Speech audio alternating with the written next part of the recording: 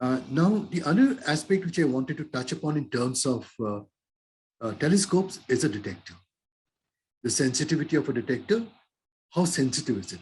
A human eye or a telescope are all detectors. Whether or a telescope with the detector would be in initial age, it was the eye itself. Galileo observed with the eye. And then came the photographic emulsions. And then now in the modern times, we have solid state devices, we have CCD detectors. So what you'll notice is that when you do the sums, the HST can detect stars which are about 100 billion times fainter compared to the human eye. So what is it that determines this? We have had one hint of it in the sense that obviously the size of the mirror plays an important role. And today we have the Keck, which is a 10-meter telescope, and which is a huge sort of difference from Galileo's telescope. And HST is 2.4 meters. And your eye, as you can see, is just about a few millimeters or so. So obviously the Keck telescope is going to collect many, many more photons than what our eye be able to collect. So the size of the mirror plays a major role. So we look at the sensitivity of a telescope. The factors which determine this are as follows. One is the area of the detector. As I just said, D is the diameter, so pi r squared, so r by 2, 4, determines the number of photons which are focused on the detector in unit time. So the Keck 10-meter telescope compared to the human eye, pupil diameter about 3 millimeters, is about more than 10 million. So clearly the aperture plays an important role. The other aspects which play a role is the sensitivity of the detector. For example, the photons are hitting the detector. But what fraction of those photons are you actually recording? Are you actually detecting? It need not give rise to a signal. So this is described by what is known as the quantum efficiency, and can be denoted by the photons that record a signal, the photons that hit the detector. Okay. In a human eye or even in the fast films, it's a few percent. Not all the photons actually give rise to a signal that you detect. The quantum efficiency for CCDs is about 90 or over 90%. I think in the best CCDs, it approaches about 98, 99% or so. So you can see the huge difference in terms of the quantum efficiency of the detectors, which is also an important role in being able to detect faint objects. The other aspect is how long can you detect? The longer you see, obviously, you will detect more photons. That is the exposure time or the integration time. Normally, the human time makes a new exposure, that's the way it works out, about 10 times a second or faster. This is a deep image made with the Hubble Space Telescope, the Hubble Ultra Deep Field. And it was made by a number of exposures, 800 exposures in all, in about 400 orbits between September 24, 2003 and January 2004. And the total exposure time is about 11.3 days. Okay, and you can see that there are thousands of objects over here. This object was taken in a region where there is no bright star, so that you can actually see a lot of the faint objects. And they're literally, almost all these faint dots are galaxies. They're literally thousands of galaxies over there. About 10,000 galaxies, and the age is about 2.4 arc minutes. And 2.4 arc minutes means approximately one-tenth the diameter of the moon. Okay, so in an area which is 1/10 the diameter of the moon, you're being able to detect about 10,000 galaxies. And the three aspects which have played a role are the size of the detector, the size of the lens, primary mirror, the quantum efficiency of the detector, and the integration time over which the telescope has observed this field. So when you're observing a field over a long period of time, the noise from the blank areas will tend to average out, whereas the ones from the signal will try to keep building up. The other aspect which also contributes to it is background light, which I just mentioned. HST would be less effective, much less effective, or not very little. You can't see the stars during the day, and that is because of the background light from the sun. And so you need to minimize the amount of background light. And even at night, what happens is that the city lights are bad, and city lights contribute to the airglow, not just merely in its vicinity, but this gets scattered in the atmosphere as well. The moon contributes to it, the moonlight gets scattered. So even in the best of sites, airglow can play a role, would be a limitation. And the sky would be over 100 times darker in space while looking away from the Milky Way. This is the Parnell Observatory, which is at a height of 2,635 meters above sea levels. And it has 4 units over here. There are smaller units, 4 main units of 8.2 meters diameter. So background light is another important aspect which affects the quality of the images which you get. This gives you an image under night sky pollution. This is slightly old. It only gets worse with time. And as I said, night sky is not just confined to where the light is, but it gets scattered. Now, I'll just address the question is, can we see objects fainter than the sky? Again, for a more complete description, you can look at Professor Ramprakash's video. I've given the link over here. But what determines it? What determines how faint an object can we see? Can we see an object fainter than the sky? The answer is yes. Because what you can do is that you can process your data so that you can subtract the sky off to bring out the star which is fainter than the sky. But there is a limitation to how well you can do that. And that depends on how well you can measure the sky background. So the sky also is not completely empty, because there would be much fainter objects more distant, which will actually contribute to even the off-sky statistics that you take. But even ignoring that there is an inherent limitation due to just photon statistics. Okay? And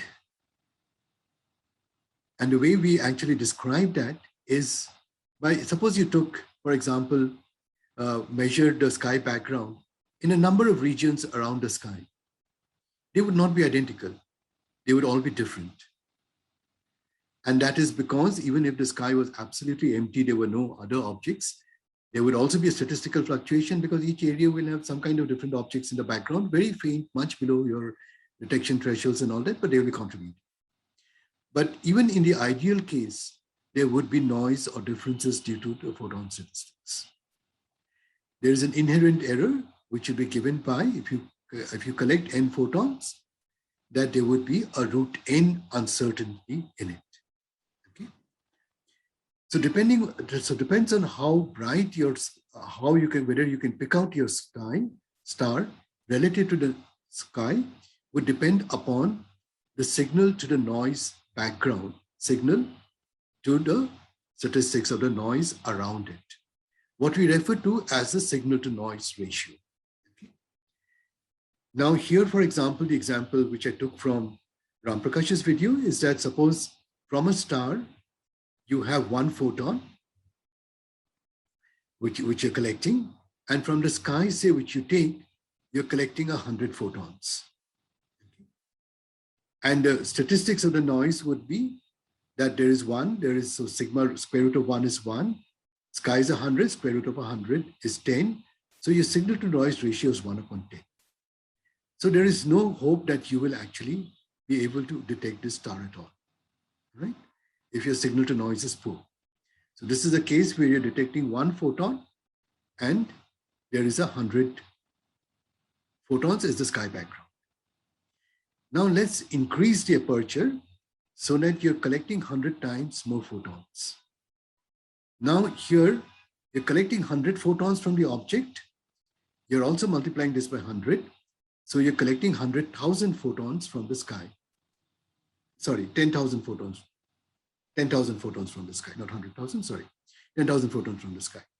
So now you take the square root of 100, you'll get 10. You get a square root of 100, you get a square root of that you'll get 100. So now you look at the signal to noise ratio, okay? So n star is 100, and the noise over here is a combination of both the star and the sky. So sigma star versus sigma sky, they will both contribute to the noise. And you can see that roughly, because this is so much larger, it's roughly about 1. So if you detect a source with a signal to noise ratio of 1, you would sort of hold your heart in your hand and say, maybe, but I got to check with better observations. So just barely above it, giving you that there may be something there. Now I increase the number of photons further. I can increase the number of photons further by increasing the time I spend or increasing the aperture. Now here I increase it by another factor of 100, and you can similarly look at the square root of it, the statistics, the square root of it again. And now I have a signal to noise ratio of about 10. So, and that is something which will enable me to detect the star. A signal to noise ratio of 10 is very good. You can be sure the star is there. So what you can do, you can detect photons, you can detect the star which is fainter in the sky by subtracting the sky background. But you can also see that statistics plays an important role. And then when you collect more photons, if you had larger antennas, larger dishes, larger telescopes, larger mirrors, then you would be able to detect much fainter objects than you'd be able to detect with smaller telescopes, which will collect much fewer photons. Now, we'll have a brief look at the basic design of a telescope. So at a time when Galileo used a telescope, it was a refracting telescope, right? Refracting telescope, and you can see that light is bent, refracted into a focal point, and then with the help of an eyepiece, you get a parallel rays and which you can see the image. We have talked about magnification earlier, and then you also have the other class of telescopes, which are reflecting telescopes, where you reflect from a mirror and you try and focus that at a point. Okay, and you can have a mirror. This is sort of mirror over here to sort of divert the ray and focuses here, and with an eyepiece you can observe the image.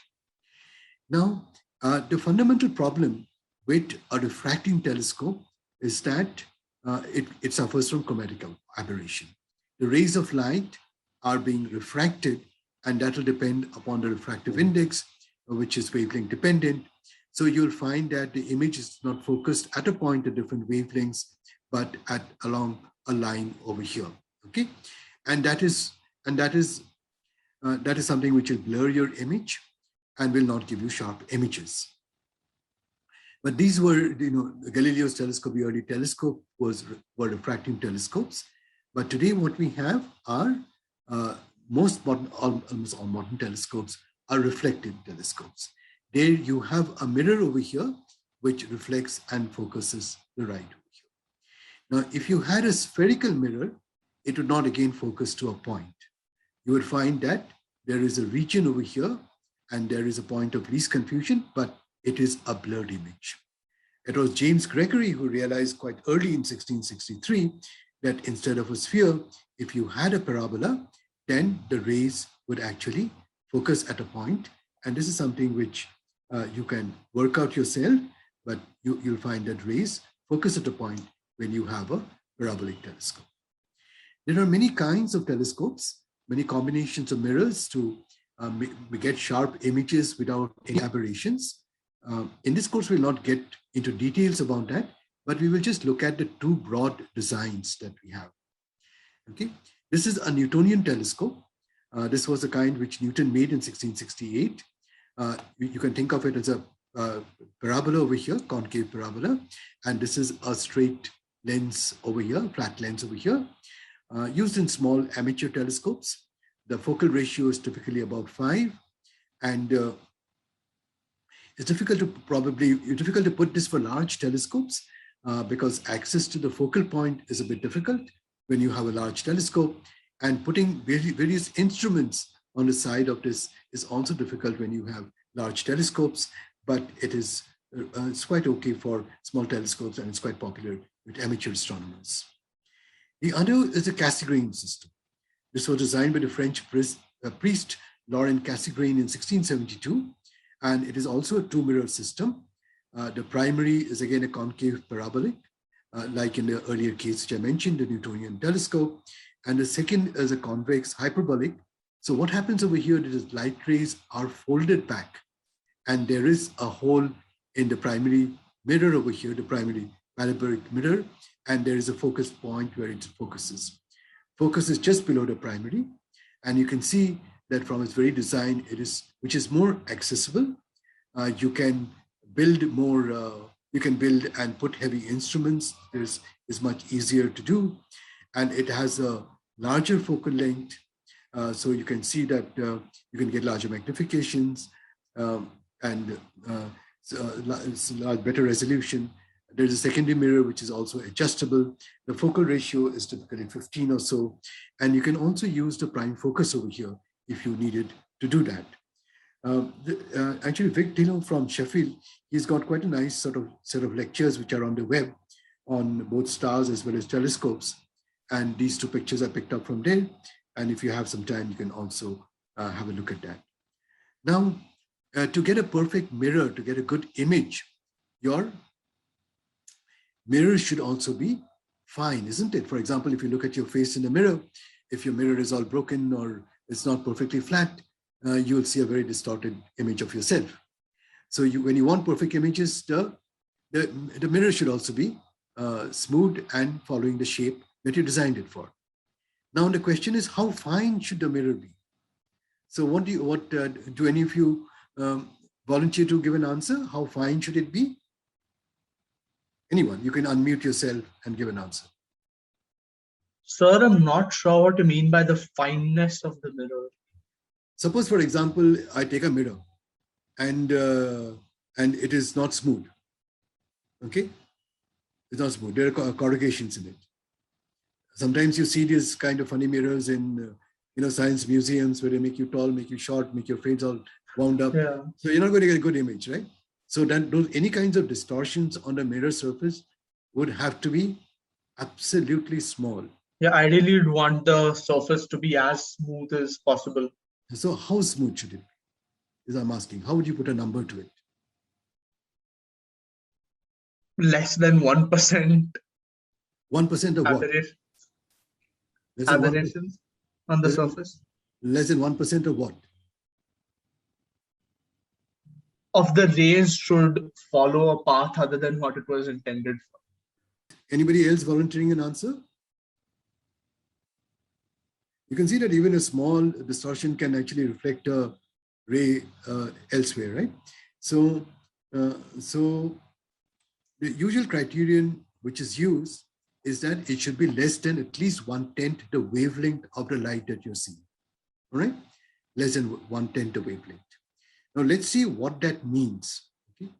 Suppose you consider a 10-meter telescope and you're observing in the visible band. So 500 nanometers I'll take.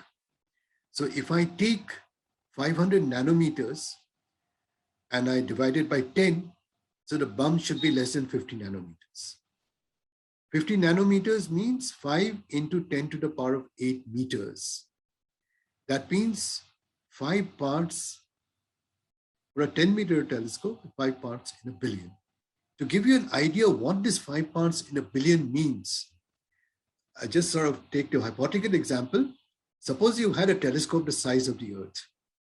You take a diameter of the telescope of 12,700 kilometers.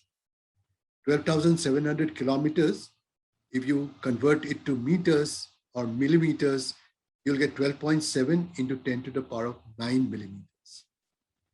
So 5 parts in a billion would mean that it is 64 millimeters, which means that if you had a telescope the size of the Earth, you would have to have a bump over there, which is less than 3 inches. Okay.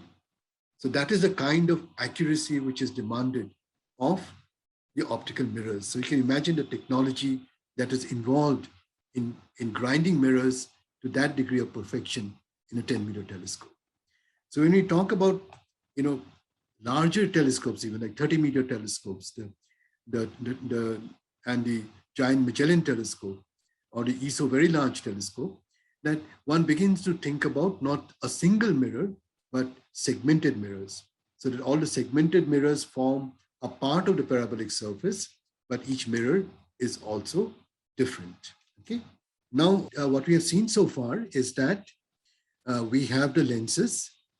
We have a structure where we put the lenses, but we got to mount the telescope somehow. And what we do to mount the telescope is that we want to be able to observe all regions of the visible sky and point to it. Why is it visible sky? It's because if you're really in the northern hemisphere, you can't see the South Pole. A major part of the southern sky will not be visible to you, depending upon the latitude of your place. And the same goes for the southern hemisphere as well. So you want to be able to steer your telescope to be able to look at any part of the sky that you want to look at.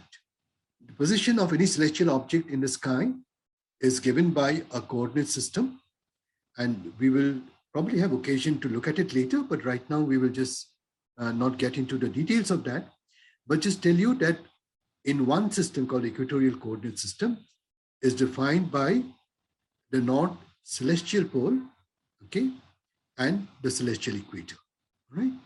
Celestial equator is called declination and right ascension. So, and an equatorially mounted telescope has an axis which is aligned with the North Celestial Pole. The advantage of that is that it is closely related to the equatorial system. And as the Earth rotates, okay, if you're pointing at a particular region of the sky, you don't need to rotate the telescope on both axes. You just follow the sky. Okay, because the Earth rotates about this axis. So this is what is referred to as an equatorial mount. The other mount which you over here is called the altitude azimuth mount. And this basically depends on where you're located on the Earth. Directly above you is the zenith, okay, which defines your local zenith. And your angle from your horizon, you have your local horizon over here. And this will be the altitude, the angle from the local horizon over here. And along this axis, along the horizon, you have the azimuth. So it's the altitude and the azimuth. Most modern telescopes have the altitude azimuth mount. Here, actually, once you started building in the equatorial mount, it was easy to follow the sky, but it was more difficult to actually support it.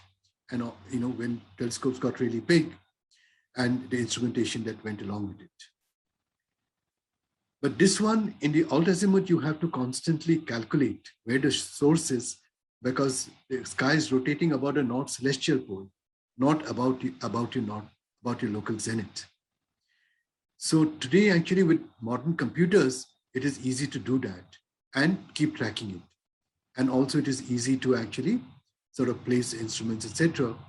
And so most modern telescopes you'll find have the alt azimuth mount, whereas in the early days, a lot of the telescopes were equatorially mounted, and telescopes were also, computers were also slow in those days compared to what we have today. So there is no problem at all in being able to follow an object in the sky, and the alt azimuth is what you would normally see. But this is just to introduce you to the names. and so that you can follow it up in more detail and read up a bit more. So my purpose would be to whet your appetite, and you can read more of on your own. For this basic course, we'll just touch upon the basic aspects of it. As far as I'm concerned now, as long as you know that there are two different kinds of mounts, and they're related. One is related, more closely related to a coordinate system, and whereas the other one is related to your local zenith. That is enough for this purpose. Now we have put the different units of the telescope together, except a detector. We have mentioned it a number of times, so I will just briefly go through that, and in the remaining 5 or 7 minutes or so. So the eye is obviously the most ancient of detectors, right from the times the ancients observed the skies. And this prevailed for literally till the development of photography, when we had photographic emulsions were detected, then we had photoelectric devices, and today we largely have semiconductor-based devices, charge-coupled devices, infrared arrays, bolometers. And you must realize that modern detectors are applications of solid-state physics. You have energies out of photons, which creates electron-hole pairs, and you try and detect those. And detectors are colorblind. They measure only intensity and not wavelength. Each photon produces an electron. All electrons are the same. This is when there is a high efficiency. Rods and cones in our eyes sense intensity. Only a subset of these rods and cones are sensitive to color. So what would you like an ideal detector to? Ideal detector would like to be what? To have a high quantum efficiency. That is something which we talked about earlier. So you can see I put a light sensitive detector over here, and the electronics over here, which will collect and amplify the signal. So you want a high quantum efficiency, and today's state of the art, I understand, has close to about 99% or so. So you want a delta function response, that is one photoelectron per photon detected, so that the detector response is linear. So you have one photoelectron per photon detected. So it is easy for calibrations if you have a linear detector. Then you want a large number of pixels. Canadian French Hawaii telescope has a mosaic about 40 CCDs with about 380 million pixels or so. Now, what are the primary detectors or primary characteristics that you would expect of a CCD? Get light into the detector, okay? That seems a very trivial thing, but actually it is quite an important point, because you don't want light to be reflected off. So you really need good anti-reflective coatings to be able to get all the light in. I mean, if you had a CCD which is reflecting off all the light, it's no use. So charge generation, so photon energy creates electron-hole pairs. So you need photons of a particular energy. Then you need charge collections. So electric fields facilitate that. Then you move the charges to amplify them. And then after amplification, you digitize them, and then you go on to make your images over there. In CCDs, actually, you collect them at the edges. In some of the other detectors, you collect them just behind there's a amplifier detector attached to each sort of pixel over there. So this is just to give you an idea and of the kind of detectors which is used. What we're detecting over here are the infrared, visible, and the ultraviolet. CCDs get also used in X-rays. And what kind of material you use to make your CCDs will depend upon the energy of the photons. Okay. This is mercury, cadmium, tellurium. This is indium, antimonide, but this is basically depends on the energy gaps that you're looking at, because it has to get electrons into the conduction band, between the conduction and the valence bands. And to be able to detect it, the energy of the photon will have to be appropriate. The detector would have to be appropriately designed to match with the energy of the photons. This is the properties of the most popular optical IR. Eg is the band gap of the material in electron volts, the minimal energy required to excite an electron from the valence band to the conduction band. Okay, and the cutoff wavelength is a wavelength corresponding to the band gap. Photons of lower energy or longer wavelength will not be detected by the material. So you can look at this chart in greater detail later, but you can see the values of EG vary. And because of the variations of EG, you can actually detect wavelengths or longer wavelengths over here. You can see the arsenic doped silicon, you can go to about 25 microns, which is at the mid to far infrared region. So charge coupled devices are the important thing to sort of keep in mind. There are also bolometers which get used in the far infrared and the millimeter region. And there basically the resistance changes due to the incoming photons. As an assignment, this is for you to do at home later. I said consider any two ground-based infrared optical ultraviolet telescopes. Find out the mirror size, determines the diffraction limited angular resolution, list their locations, find out the typical seeing, and also find out about the detectors these telescopes are using. And similarly, for two spaceborne telescopes. Okay, so this once it is available to you, you can do it at your leisure.